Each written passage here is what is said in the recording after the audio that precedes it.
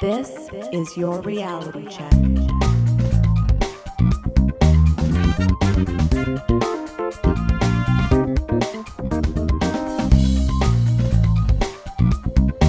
Hi everyone, and welcome to The Reality Check, the Canadian show that explores a wide range of controversies and curiosities using science and critical thinking.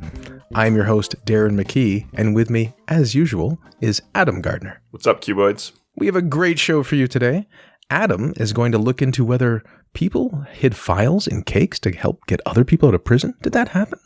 We'll find out. Mm-hmm. But first, I'm going to give you some AI news roundup, Sora, Gemini, and its implications. Ooh. But just before that, I want to say a quick thanks to everyone who read or listened to my book. I really, really do appreciate it.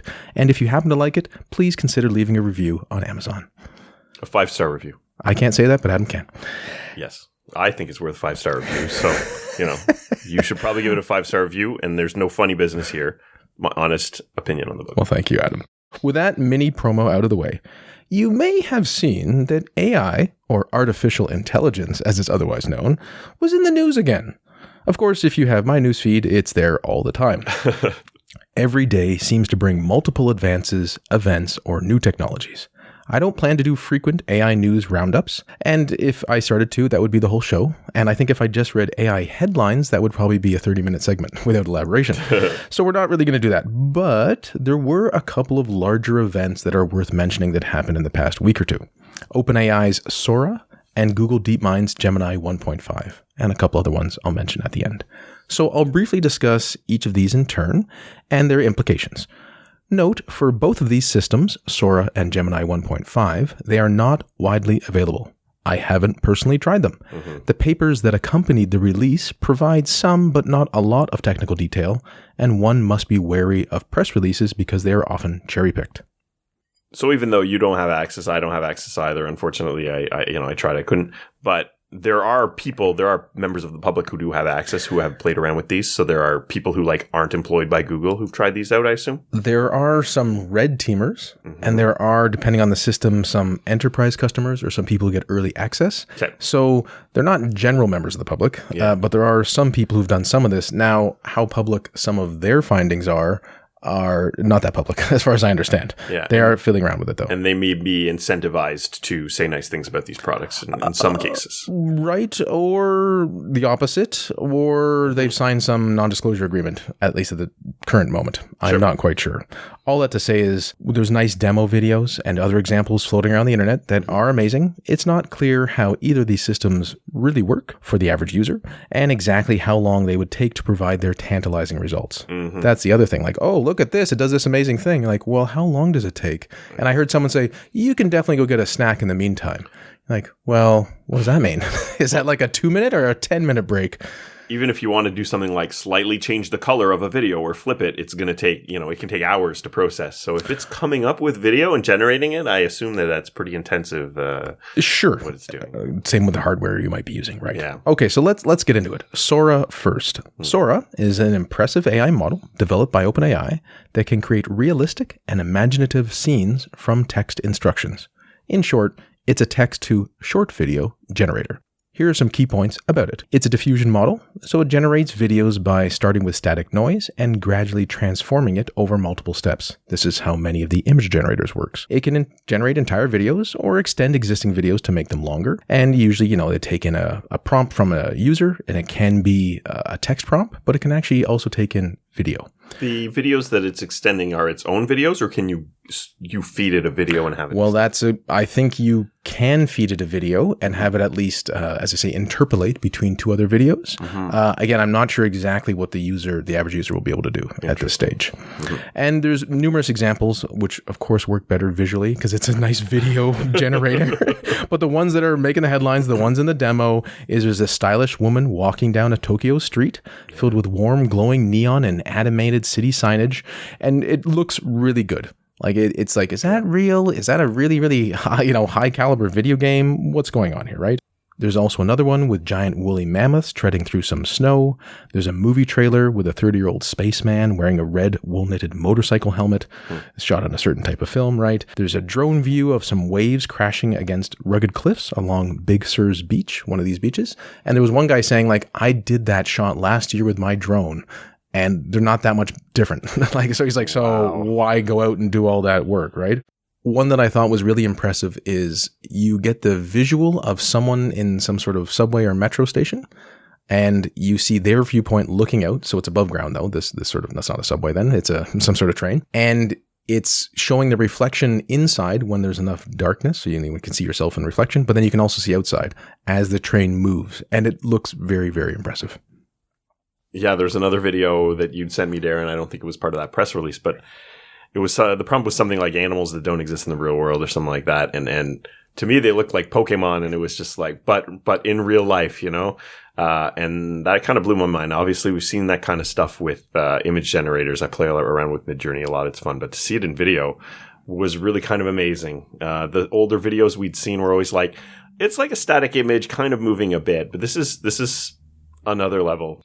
Yes, I think that was photorealistic animals that like don't exist but could. Mm-hmm. And there was another one, a turtle made out of glass. And so the legs, I thought were kind of like translucent. I thought they were almost like jelly, but I guess they were supposed to be glass.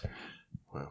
Anyway, it is very impressive. I recommend everyone go have a look for some of this stuff. Just, put it in Google or whatnot. Mm-hmm. So how does this actually work? Again, this is not a technical show, and so you're not going to get a lot of truly technical details, plus we don't have them. The idea is, you put in a text prompt, you describe the scene or what you want, and then it generates a video, right? And it does this because it can represent videos and images as collections of smaller units called patches.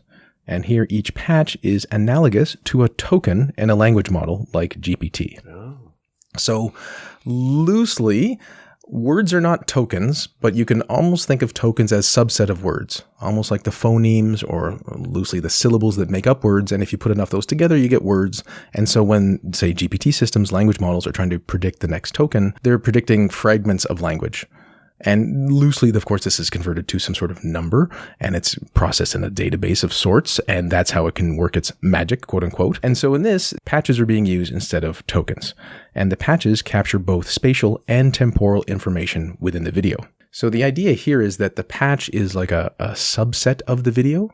And as you can imagine, as video unfold, so to speak, because a video is a series of static images in a way, right? That the scene, the frame from one to the next is very similar. So the patch is also going to be somewhat similar over time, and it's therefore trackable somewhat over time. Anyway, to create these patches, two-step process, compression and decomposition. So first, videos are compressed into a lower dimensional latent space. Of course, you got to do that, right? This mathematical idea of where things go together and where they don't. And then decomposition. The representation is then further decomposed into space-time patches. This is the tracking over time.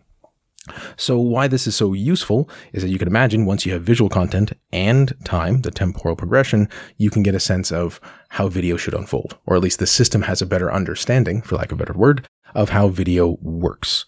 The model pays close attention to lighting, textures, and overall visual coherence. And as I said, just as tokens unify diverse modalities of text, such as code, data, natural language, right? All these things can be broken down to little bits. In the language model, patches are a similar purpose in Sora. So put another way, while tokens handle text, patches handle visual data, allowing Sora to work seamlessly with video and images. So that's the main idea there of how it works. Now, if you look at it, you're just like, well, it just makes the video and looks neat. Yeah. It's not perfect, though. And there's many glitches if you pay close attention to some of these things, some of them more obvious than others. There's ones that have going around the internet there's sort of these cute dogs that seem to just manifest out of nowhere. Okay. So there's 2 dogs, then there's 3, then there's 4. Like, is there like a secret dog portal in the middle of this dog pile at the moment? There's another one where a glass, the physics are a bit off. It seems to go in the wrong direction causally. So it's as if it was falling, but it's going backwards. Mm-hmm. And there's a couple other things where, as people saying, like, is this a world model? Does it understand? Clearly it's understanding, quote unquote, some aspect of the physics of the world. But when you see these glitches, you're like, not really. Like a human would never make some of these errors because causality is completely backwards. Unless, of course, it's a Christopher Nolan movie and he's going for a certain effect. Good movie. Yeah, it is a good movie. Well, which one? All of them that have to do with time and something else. Mm-hmm. Okay, so that's Sora. We'll come back to the implications when I talk about the other ones. Next is Gemini 1.5. So Gemini 1.5, I think this is Pro, not Ultra for those keeping track, is Google's next generation AI model and is designed to enhance performance and versatility. Quick description again. It's largely to do with efficiency and scalability. Gemini 1.5 uses a mixture of experts architecture, MOE, which means instead of one large language model kind of doing the whole thing, it routes requests to a group of smaller expert neural networks, resulting in, hopefully, faster and higher quality responses, as opposed to the main system trying to do it all. You're like, oh, who's the expert about this? Okay, well, farm it out to that particular model, and then, of course, it combines and comes back together again. So the mixture of experts model isn't completely new to Gemini or other models, but that's just how this particular one works. The part, though, that has received more attention, and rightly so in my opinion, is the context window. And this model features an experimental 1 million token context window. Cool. This is how much stuff you can put into the system, upload to the system, put in so-called one window if you imagine prompting it at the same time. Previously, largest context window available was 200,000 tokens. So this is about a 5 times increase. With the 1 million token context window, developers can upload large PDFs, entire code repositories, or lengthy videos as prompts in Google AI Studio. Wow. Also, 1.5 Pro can reason across modalities and outputs text based on the extensive context. So it can analyze an image while considering related textual prompts, enhancing its understanding. Oh, that's great. Now, what could you use this for? Well, there's many uses. We're going to quickly run through some of them. You have, say, multiple files and questions, right? As I said, you could upload lots of PDFs and you could ask questions about them. You could have taken a lot more information in a broad sense. Like the example they give is, well, take all the transcripts, the PDF transcript from Apollo 11, the moon landing, and then you ask specific questions about what happened when, and it can pluck that information out. This is the so-called needle in a haystack stuff, and it's very, very good at this. As people have said, it seems to be like 99.7% good at picking out this stuff and not making errors, which makes it very, very reliable and capable. That's great when your problem is some of these hallucinating when it's just using the information it's trained on. You give it something specific, and I'm asking you about something specific, and I assume your chances of that hallucination would be much lower. So that's a good point. A lot of the hallucination errors that at least made a lot of headlines were people asking ChatGPT or GPT-4, one of these systems, for a general question, and they got something back that was false. Yep. It wasn't as much, here I'm giving you lots of content, and I want you to analyze that and tell me what's in it. So they may not be completely equivalent to compare those, but you've made a good point, though. That is worth sort of someone doing that analysis of what the difference is there. Good for cheating on assignments or something like that. Give it the book and ask it questions about it. It's much different. Well, yes, as people said, what people want though, reading books is hard. I read books still; they're hard, including reading mine, which is easy though. Mine's easy. 5 stars. What people often want is a nice conversation. What's in the book? How does it work? What are the key messages? This is what Tyler Cowen recently did with his GOAT of Econ book that I think is available, might be for free on the internet. Anyway. What else can you use it for? Well, if you're a developer or coder, you could upload an entirely new code base directly from the computer, right? You could just put the whole thing in there and you could analyze it and have it give you understanding of the code or maybe boosting some productivity. As I said, long documents, you could handle thousands of pages. Someone gave the example. Well, if you look at 1 million tokens, that's about 700,000 words approximately. These things don't translate perfectly. That's all the Harry Potter books. And so you could upload the whole thing and then ask for a specific question about a specific page and it usually can pick it out, right? Or could you ask it, write me another book? Well, we'll talk about the implications in a moment. So we also have, say, you want to do historical archiving. Well, you could search through all these things for all this interesting information. This could be used for just archivists, librarians, or researchers and journalists and students and everyone else, right? Legal contracts. Well, what about lengthy contracts or agreements? Maybe we'll actually get some understanding of those user agreements we click on. That would be useful. You're just like, I'm going to ask you a question. What am I really doing? Yeah, so like, Gemma, can you tell me what the key issues are, some of the risks? Do I really want to sign this? These are my preferences, right? Scientific journals. What about entire journals or an entire conference? Maybe you were there. Maybe you couldn't go to the conference. Like, all the conference proceedings. Can you put that in the system and then just tell me what the key issues are?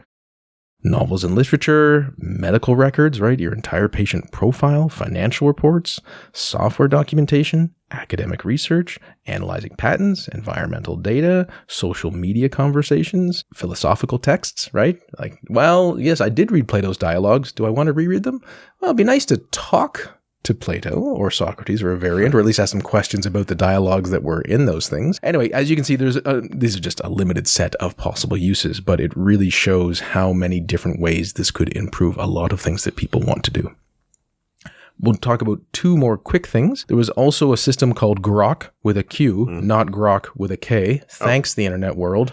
Grok with a K, yes, is Elon Musk's AI stuff, which supposedly will have a new version coming out soon. Grok with a Q, because there aren't enough problems again with naming, is a system which just came out, and it seems to be very, very fast in terms of its response rate. So it can almost answer your question while you're still typing it.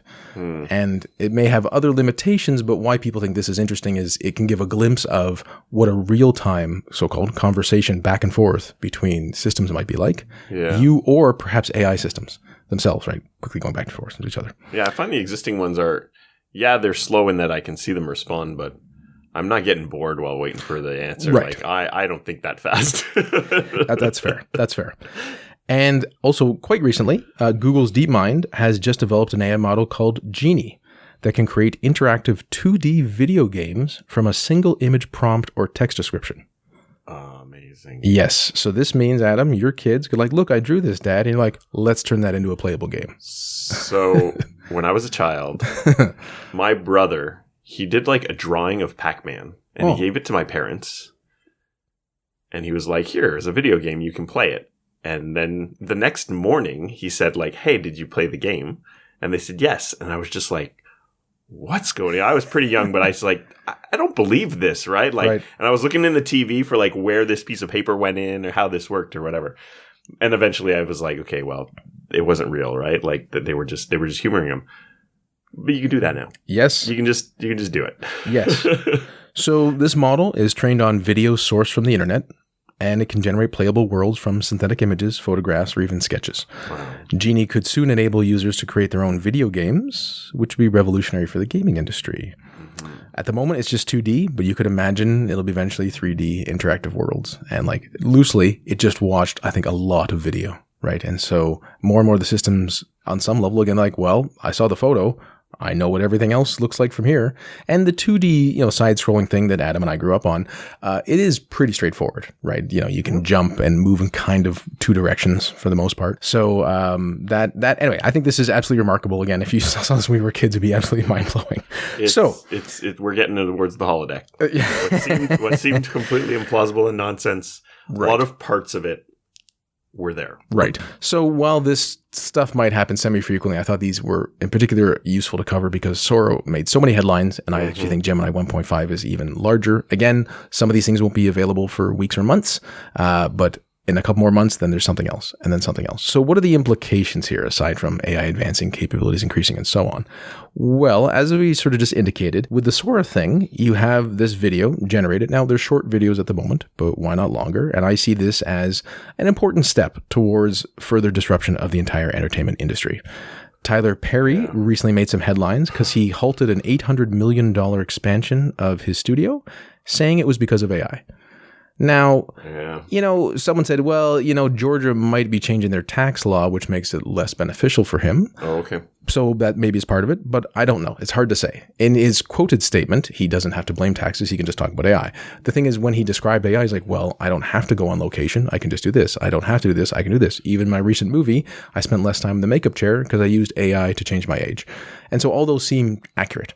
Whether he is sincere and that's the reason why he's doing the thing, to me, those are the good reasons to be wary of such an expansion. I mean, yes, AI will potentially do a lot of those things, but a lot of those things are already possible due to more traditional special effects. You can shoot a whole movie on a soundstage. Yes. Maybe it won't look as good, but look at Mandalorian. They got this weird LED wraparound thing. And they made a whole show on it. And It's kind of amazing. Or 300, which was a popular example of something pretty much on a soundstage. That said, that Mandalorian is very expensive, that studio, that soundstage. Sure. Why I think this is interesting is that you can do it. Adam, right? Yeah, you're right. And so, as a friend was saying, but there's unions and they just signed that contract and there's all these incentives and people. And I'm like, yes, sure, for the people who are already in the system. But if you're outside the system, you're not bound by union contracts. You're I'm just some guy who wants to make things, right? Or, I know you love Air Bud, Adam. What if people why don't I have my dog in the movie instead. Oh, cool. Why don't I have, I don't know, picture whatever game you want, some sort of Goonies, some sort of Stranger Things, some sort of Dora the Explorer, but like, why aren't my kids also in it? Then they can watch themselves and they can play with their friends. Like, of course, this is what people want on some level, right? Yeah. And so I just sort of see like, this is where it's going. These are more steps along the staircase, right? To eventually getting something like that. And as I just mentioned with Genie, the video game industry, yes, a good video game is very complicated. It takes a lot of humans doing a lot of work over many, many months or years to do the thing. But people also like very simple games.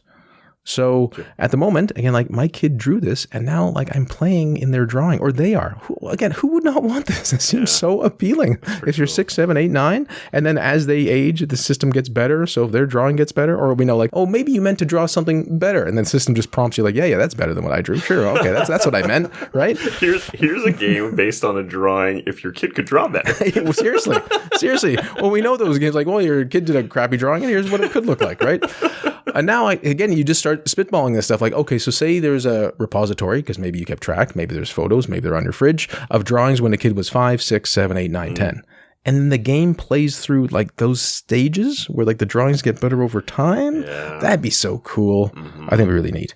Okay. I'm glad I kept all those drawings. Fun drawings.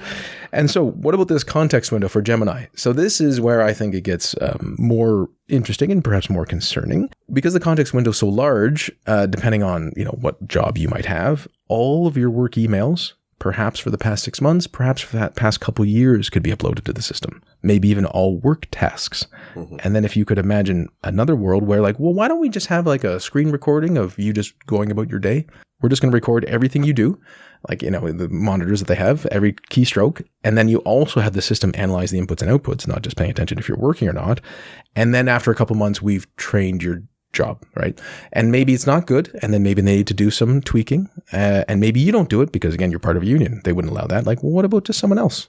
What if there's someone else off the internet? It's like, yeah, okay, I'll be paid to do a week's work and I'll just go through the process. This is exactly how you do it. This seems to be a more obvious path to certain ways of automating human labor that were, again, plausible. This was always on the horizon, in my opinion, but it makes it more obvious to people. And when you start to get the 1 million context window, they even said they tested it up to 10 million. So then it could be like, imagine everything you've ever done in your job for the past 5 or 10 years. Like, oh boy. This idea of automating work is funny because I work in IT and people who work in IT all want to automate their jobs. Like I work in testing right now. Test automation is a big thing. There's software for it. People encourage it and they embrace it, right? But not everyone feels that way. And I think it's been explained as like, yes, you can automate the mundane, but the step from automating the mundane to automating everything, it might not be that big.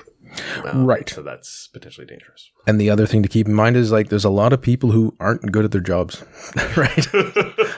Because a lot of like, well, I couldn't automate my job. Like maybe, that coworker you don't like because they're not responsive or they do a poor job. Well, could they automate their job? So all I have to say is I think it's very interesting. I think, again, I have concerns about, larger risk and whatnot, but this really hits the employment issue more obviously, squarely dead on. And I think when people start to realize just how much can be sort of presented to the system and how much the system can do with it, they'll come to realize just how much of a threat this is.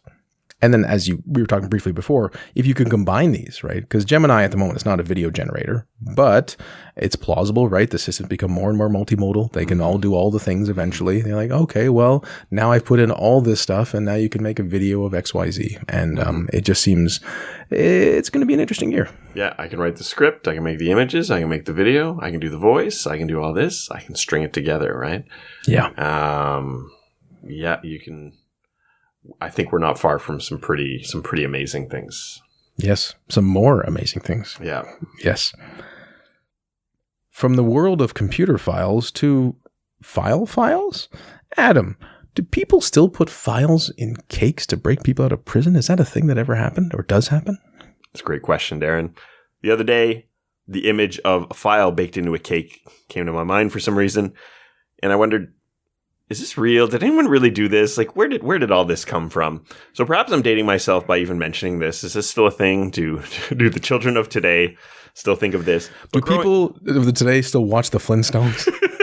Yeah, I feel like this is like from old Looney Tunes, like cartoons and stuff like that. So growing up, I'd often see this kind of gag in TV, movies, cartoons, whatever. Someone would bake a file into a cake. They would give it to someone who's in prison, and then that person would take the file out, and they would break out. They would file down the bars and bust out. What is a file, Adam? That's a good question. So, I've seen a large file like this maybe once in my life in the real world, right? I don't think it's a super common thing. I understood the reference because I'd seen nail files, and I just sort of assumed, well, nail files will do this on my nails. Apparently, this file is so amazing it can do it on these bars for a prison cell. So how would this work? So a file is a metal tool, which, it's kind of like corrugated. It's got these little teeth on it, which can be used to smooth or reduce a metallic surface. So that's really what it's made for.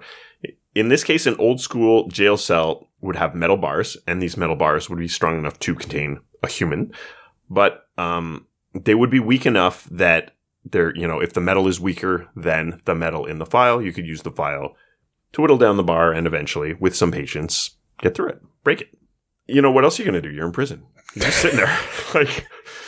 You might be using something to knock out rocks, like in that documentary, Shawshank Redemption. Yeah, that's an awesome movie. I guess it's not really a variant because he doesn't get in the cake, but same idea, right? He's got a little thing, and he's very patient, and he takes a lot of time to get out. So some variants on this meme include like maybe an actual saw, which might make the job easier, or it might actually not be as good a tool for the job and just be something that humans more easily equate with cutting through things. Yeah, so if I may, when I think about that, so a saw is usually larger. Now you could imagine a small saw, right? But a saw is usually a handle, right? And it's hard, and I think the teeth would often break. While the file, if people are really trying to picture it, it's almost like a hairbrush. And then the top part is almost like a cheese grater. Yeah. That really abrupt, destructive part of the cheese grater you don't want to catch your hand on. And it's robust, though, as you said. So you can actually put it against metal and it would actually eventually reduce the metal more so than the file itself. Yeah, and it's narrow, so you can get it between the bars easily. Yeah, and There's a lot easier access. Correct. Right? Well, a saw, like, I don't know, have you ever actually sawed? If I've ever had to saw wood, even I'm like, oh man, this is awkward. It's a pain. Yeah. Like, I made a fence this summer, and any little bit I had to do with the handsaw, like, oh, this would take forever. I hate this. I can't imagine, like, the people that did this, like, built the whole houses with handsaws. They had a better saw than I had. Or they had better arms than I had. Like, anyway. They didn't have the internet to distract them. Yeah, like, exactly. I guess this is what we're doing today. It's not like I'm in jail. I have better things to do. Right? Oh. So is this just silly stuff that we see in cartoons, or has this ever really been done, or has something like this ever been done? Well, yes, kind of. So I found a few such cases in an article in the Smithsonian Magazine and on the Straight Dope. Some of them were the same ones. One such case was mentioned in an 1804 book, so we're going back quite a ways. The Criminal Recorder, or Biographical Sketches of Notorious Public Characters, Volume 1. Oh. I don't know if there was another volume or not. They've had time. William Blewett was serving a 7-year sentence aboard a prison ship. He learned that several of his fellow inmates had gotten files and saws from gingerbread cakes. He did not break out. He ratted out his fellow prisoners, and they let him go. Oh, so there's a nice prisoner's dilemma. Yeah. So it's an indirect way of getting out of jail due to a file in the cake, but perhaps those other people could have, right? Yes.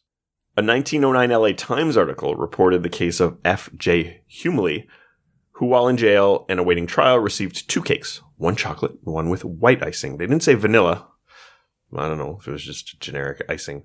The sheriff found the cakes too heavy, and when he poked around, he found a revolver in each cake. So Humley didn't have the chance to use them, but presumably he would have threatened or killed a prison guard to get the keys and bust out of jail. So that raises an interesting question. You're more likely to get out of prison if you have a file or a revolver. Well, I don't know, because like if I shoot the guard, yeah, unless the guard's like hanging against the bars, maybe I can't get his keys. Yeah, it depends. Well, in old-timey jail, maybe you could shoot the lock. Oh, maybe. But either way, that's yes. Again, people are creative. Yeah, yeah. So the next story is a bit backwards. In 1916, Eamon de Valera got hold of a jail's master key. He made a wax impression of it using candles. And then he sent those molds outside of the prison in a cake. So he snuck something out of the jail in a cake, which is a little backwards. Smart. This mold was then used to make a replica key, which was sent back in via another cake. But then the key didn't work. So they made another key. I think they sent it in with another cake.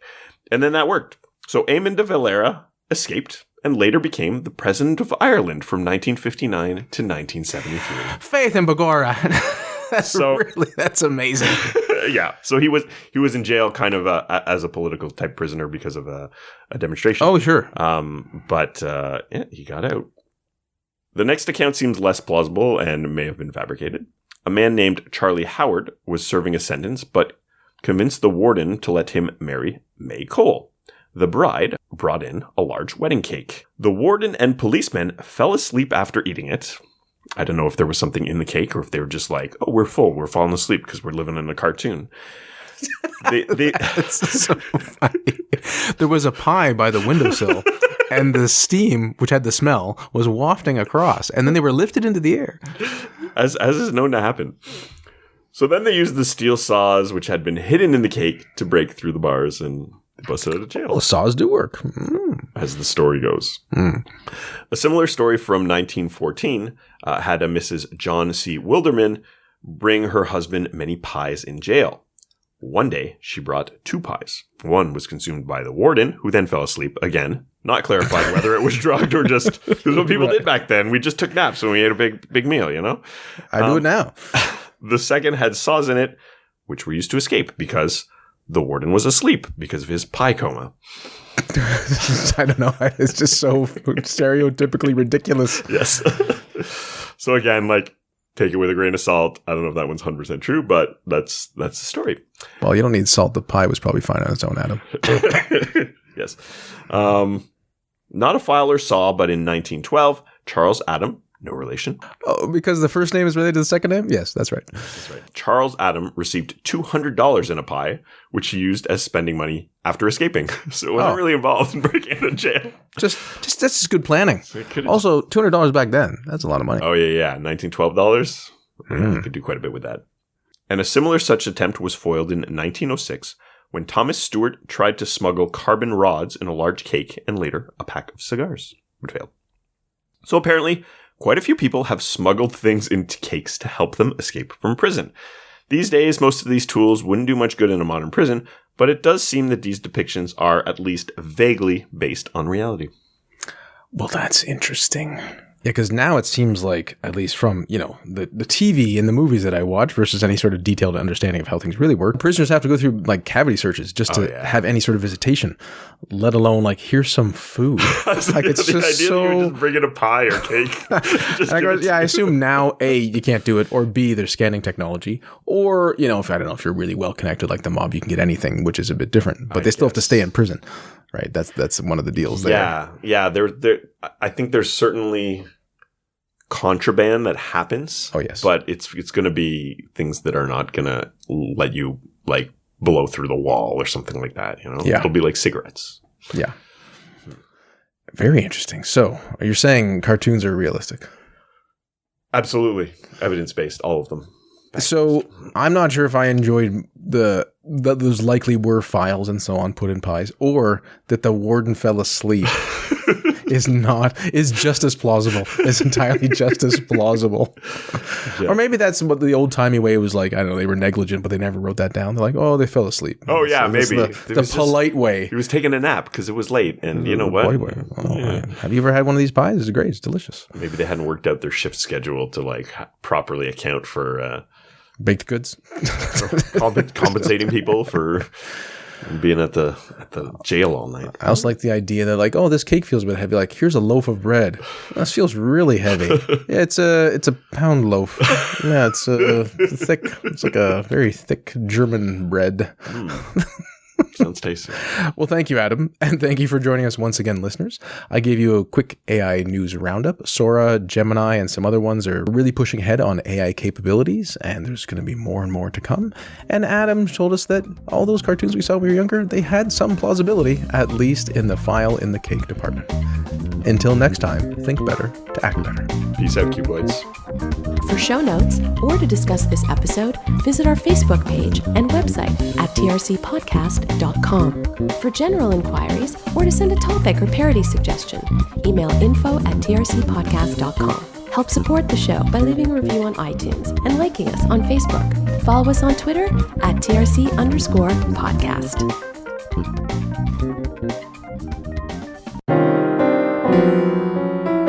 Outtakes. It's a good question, Darren, and I'd have an answer if I had my notes in front of me right away. Okay, here we go. Brr. Yep, good. That was a solid episode.